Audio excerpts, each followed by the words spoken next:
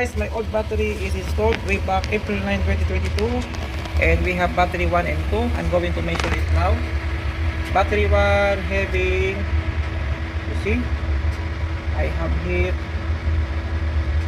13.91, that is battery 1, and battery 2 I have here supply, that is 13.85. so since almost there, every 3 years the battery need to be replaced. So since we arrived new batteries, I'm going to put it and replace this one. Okay,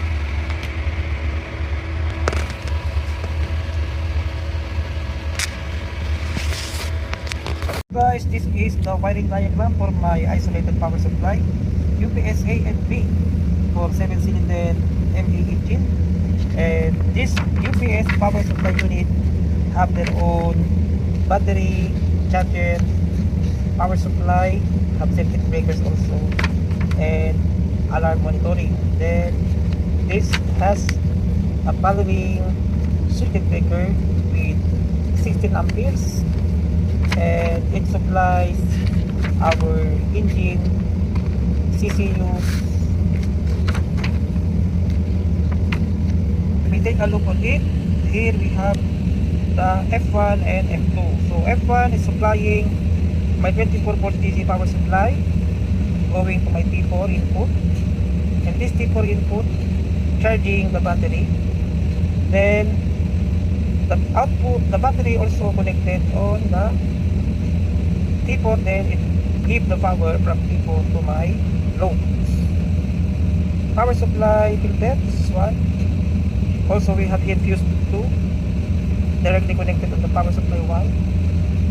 So we have here T6, and this output is going to my loads. So those loads are as follows. So from there you have the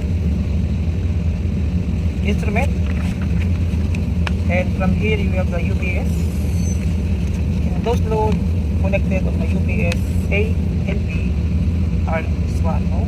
We have PMI, DAU, CWCU, spare EPN, modem for PMI, spare CCU 1, 2, 3 for ME engine, and also here I have this CCU 4, 5, 6, 7. Aside from that, we have also a wiring diagram from which the battery, the T4, UPS controller, power supply 2 and power supply 1 is connected on my fuse to supply the active redundancy module power supply going to the loads. So that's it. I hope that you've learned a lot of things on my electrotechnical educational blog. Please subscribe to my ETO, ETR vlogs. By the way, I'd like to express the RIP, rest in peace to my mentor vlogger, who inspired me to do vlogs, especially on electrical jobs. So that's it. Thank you very much. So as you will notice here, the T1, you see I have T1 connected on the fuse 2 breaker going to T6, and then I have also F1 going to T3 and T4 going to the battery, then battery out going to T6. So that is the wiring diagram of our UPS. In here, you will find a lot of 24 volts power supply and breakers. So the flow of the powers is coming on T3 and T4. So from batteries down, the power will coming in on T3, then going to T4, then going to T6. This is input number 1, see? And also from T1 going to the input, this one, T6 IN plus and IN minus. So we have two supply coming from the battery, coming from power supply, that's normal power, and this is going out. Okay.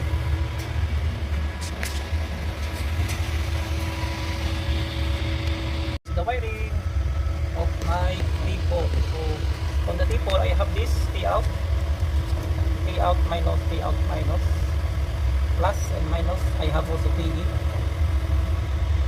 and I have a T-bat plus minus charger.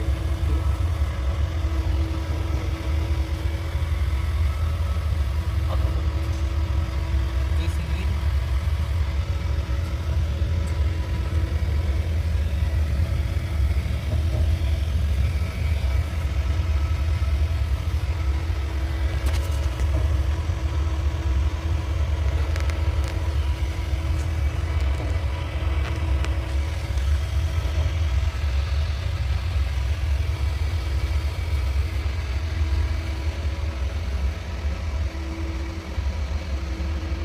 So this is the battery 1 and 2 for the UPS A of our MOPA. So as you will notice here, we have a lot of power supply. 19.2 volts, 18 to 29.5 volts, made by Philips. So we are going to switch off now the power here because we are going to replace batteries. So once we switch off this one, you will notice that this and this will be off. Look, is off. See, having alarm.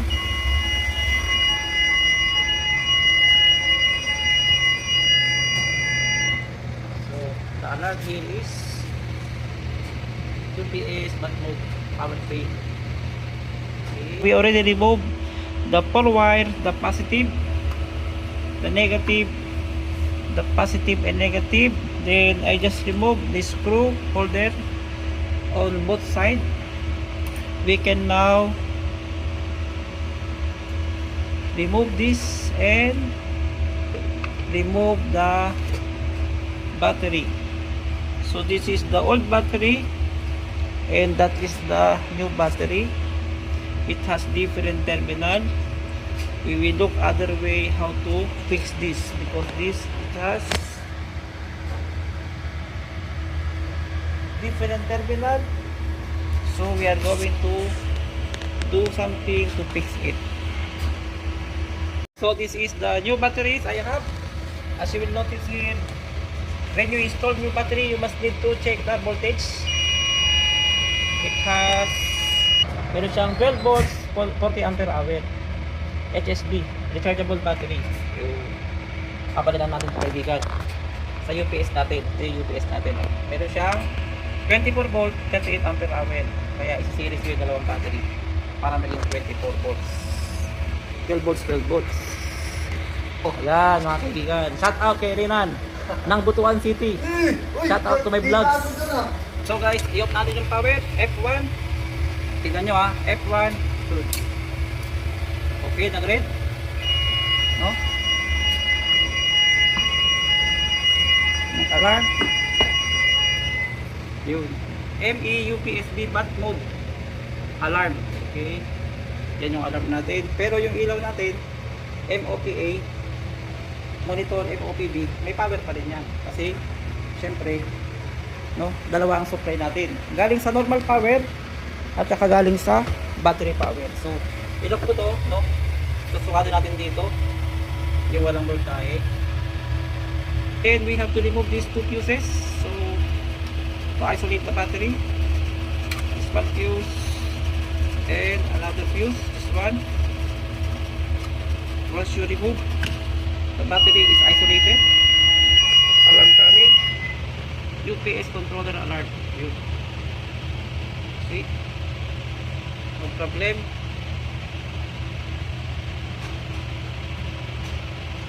We have two alarm. UPSB controller alarm and UPSB bat mode alarm. So we are going to scan this one alarm because we are replacing the battery on the engine. This one we have to double click, then scan. Okay, and another one double click scan. So we scan these two, 1 and 2, UPSB controller alarm and UPSB bat mode alarm. Okay, now we are going to proceed on our batteries. UPS, so you notice here I have 14 volts for input 1 and we have 25 volts. So in here I have my 25 volts. That is for input 1 coming on the power supply T1. And here I have 14 volts. That 14 volts are coming on my power supply T4, T3, T4 from my batteries. Okay. Mula sa battery, Bagay kasi ang papunta yan sa power PLC ba? battery, papunta yan sa power supply number T3, tapos papasok yan dito sa P6. Tapos kapag walang power yan, ang nagbibigay sa output niyan yung dito galing dun sa T1. Huwag lang sila magsabay na mamatay. Kung sabay na mamatay yan, wala na pa ng output. Yan ang gamit. So, i-on natin itong breaker mga guys. Mag-subscribe na kayo guys. Ayan mga guys. Kita nyo ha, ilaw yun ha. Yun, umilaw. Umilaw mga guys. Tapos pag umilaw yan mga guys, Oh, charging siya. charging siya. Okay. Subscribe pa kayo. Shout out kay Ryan. Kay Ryan Cherol. Guys, yan ang pagpapalit ng battery sa power supply ng UPS. Ng MOP AND UPS-A. Ayun o. 10 amperes. Voltmeter. 26 volts. On. 230 volts. Shout out. So, wala na tayong alarm dito. Tingnan natin. Yun. Tanggal natin yung off scan. Off scan disable. Yun. Wala ng alarm. UPS power fail. So, disable. Yun. Tapos to off-scan disable. Yan guys, wala na tayong alarm. Okay na ang ating MOPA at saka MOPB na sinusuplayan ng dalawa na yun. Yay! Shout out dun sa kaibigan ko na yun, no? Kaway naman dyan, kaibigan. Yo, Numero 1, electrician. subscribe na kayo habang buhay pa si Iling. RIP, Idol, Biggie Jake. Biggie Jake. Ikaw ang nag-inspired para mag-vlog ako. Turuan natin yung mga aspiring electrician sa barko. Guys, in replating battery, you must need to put date when it was installed. I put 28 May 2024. Date to replace by 28th of May 2027. Normally, as per company policy, the battery for the automation system for our ME engine must be replaced every 3 years. So here you will see the T6 is flashing because I just removed the input and here it's flashing, but it has green because it has output coming from T1, and the T3, T4 is off because I just removed the fuse on my batteries. So we are going to replace it now. So we are going to compare the two batteries. The old one, it has cycle use 14.4 volts, and here cyclic use it has 14.4 volts, 10 ampere maximum, okay. And then this is initial current 13.5 maximum. This is 13.5 for initial, and this is 10 ampere initial current. So this is less than this one. This is much higher, 3.5 volts more. Standby use 13.6, the old one. The new one is 13.32. 13.32, 13.6. constant power at 25 to 9.6 volt, 10 minutes straight. Okay, and it has constant power at 20 degrees Celsius, 1.6 volts per cent, 10 minutes straight, 233 watts, 1400 watts. So, but here we don't have ampere hour, but here it has ampere hour, you see, 12 volts, 40 ampere hour. But the thing is, on the markings I have here written 24 volts, 38 ampere hour. Design life is 5 years. So somebody put April 9, 2022. So I will keep this old battery for spare because today is 2024, May 28. Still I have 3 years more. But since this is alive, we are going to put this one. So as you would notice, the old one I have 13.08. Also here I have a value of 13.13, and the new one I have here positive and negative. It has 12.69. Other side I have a value of 12.68. So we will check if this is charging after putting it here. So that is the base. I'm going to put the battery now. So guys, that is, we already fixed the battery. So that is the holder.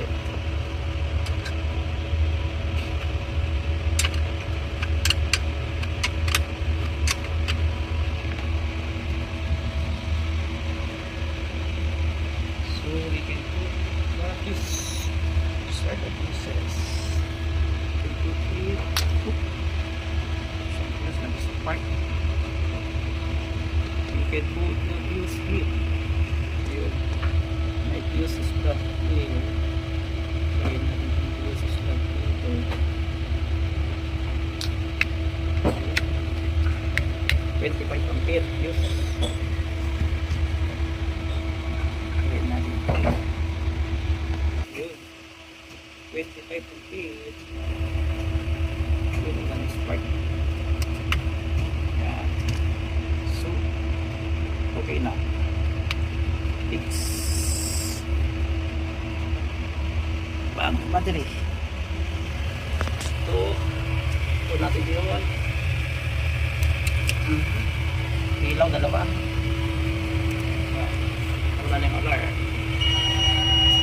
Battery jump.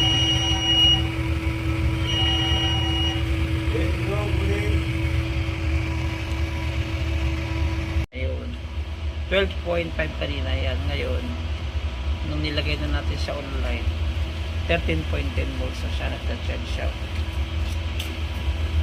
Yun, kita mo. Nagcha-charge siya. Charan! Ayaw niya mag-picture. Nakapost. Ang lolo ko na itong cellphone ko. Ang isa 13.01 10 11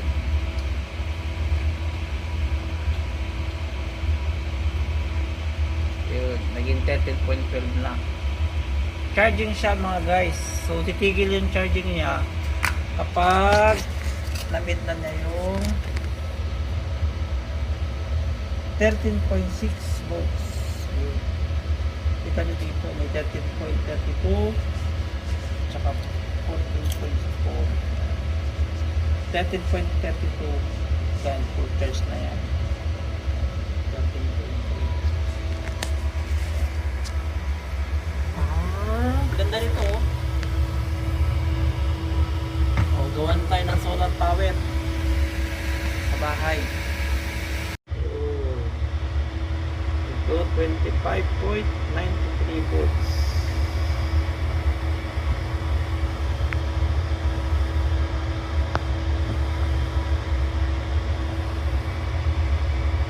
Ito 15. Dito 25.87.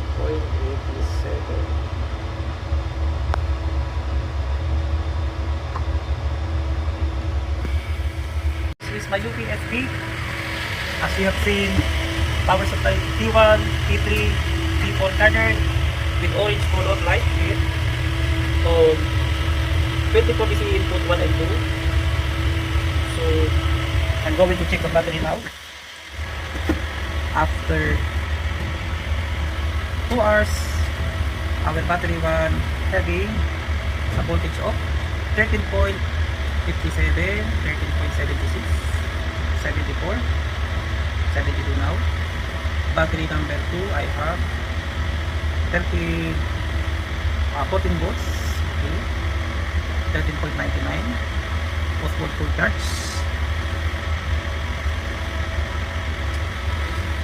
Then here is the UPS number letter A with green color light here. So we will measure the voltage after 30 minutes.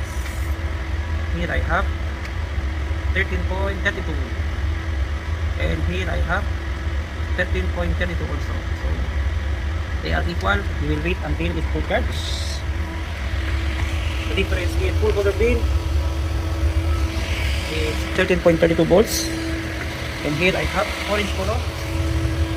That means the battery is having a voltage of 13.9 and 14 volts. As we compare the voltage output, the voltage output of my new installed battery is 25.86 volts. See? As compared with my UPS B, this is UPS B, I have 25.85. It's the same, okay? So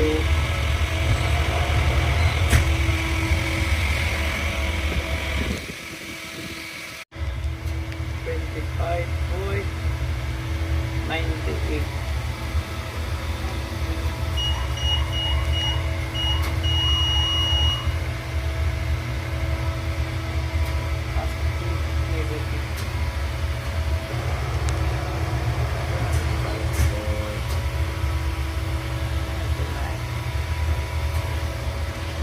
From 12.6 ngayon ano 10 13.10 nagcha-charge siya 13.11 Okay na, sir? battery 1 sa 13.13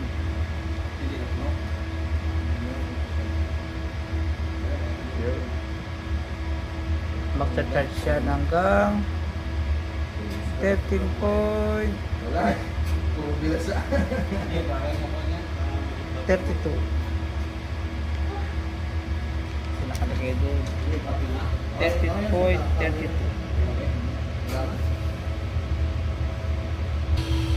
Tatanggalan ng ano yun, laman? Nakaribit eh, no? Sige, tanggalin ko na lang laman ng mamaya. Nakaribit. Wala siya. Yung ano lang yun, dito lang sa unahan ba? Alin lang yun eh. Yon.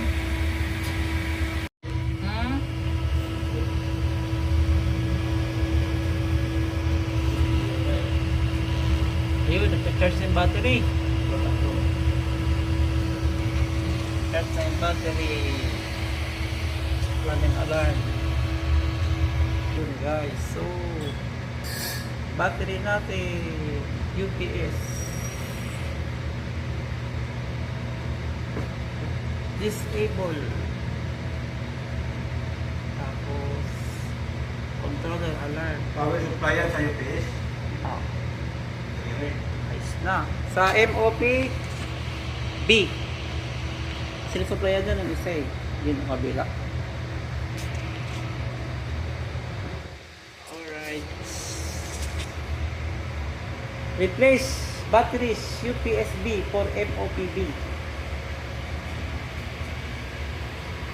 Yun.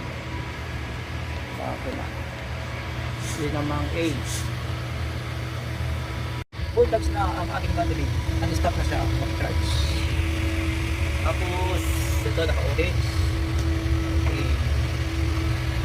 Kano rin ito? Yes. Ito yung mga sinusupayan natin. PICUA. ECU-B, ECU-A, ECU-B, ACU-1, ACU-2, ACU-3, SCU, PMI. Tao, CWCU. May isang spin, TPM, modem PMI. Then, dito may dalawang spin. CCU 1, 2, 3, 4, 5, 6, 7. Then, ang sinusuplayan ng ating UPS. So, meron tayong input 24 volts DC output, 24 volts 10 ampere. No? So, ayan. Then, dahil siya ay nag-stop na ng blinking, full charge na yung ating battery. Sukatin natin ang full charge value. Doon ay merong positive at negative. Full charge ng battery 13.68 volts. Battery 1 13.68. Tapos full charge ng battery 2 ay 14.07 volts. Mataas ito isa. Okay. 13.52 volts. 13.52. Charging pa rin itong ating UPS-A.